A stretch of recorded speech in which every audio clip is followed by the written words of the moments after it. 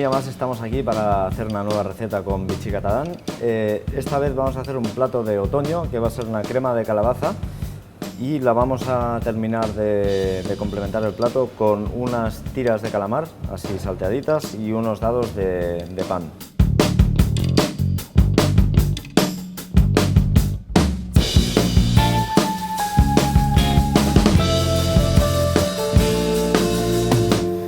Pues para empezar la receta lo que tenemos que hacer es añadir aceite de oliva a calentar y luego hacemos un sofrito, lleva un poco de cebolla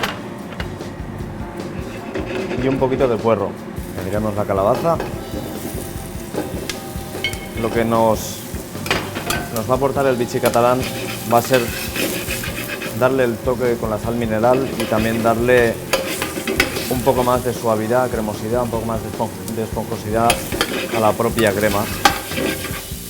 Dejaremos que se dore un poquitín, no muy dorado, porque si no la crema nos va a coger un color demasiado oscuro, y lo que queremos es que sea un producto natural, una crema muy natural. Añadiremos el vichy y esto ahora dejaremos que hierva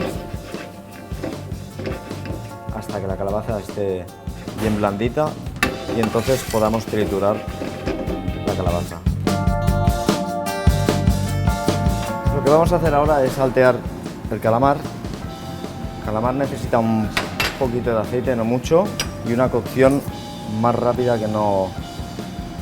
para que no suelte mucha agua. De esta manera el calamar nos aseguramos de que se nos queda blandito, ya que si nos suelta mucha agua entonces se va hirviendo y se queda una cocción dura.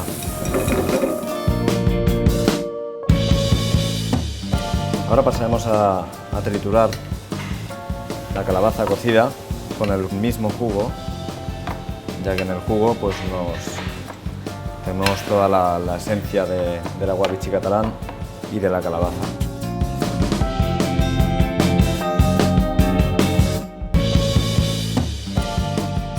Bueno, pues ya tenemos la crema lista. Vamos a emplatar. Pondremos unos daditos de pan tostado. El pan o al horno o frito. Se va a hacer una freidora, una sartén con aceite. Pondremos el calamar que hemos salteado.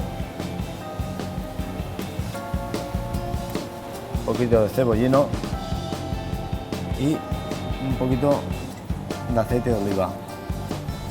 Vamos a emplatar ya la crema.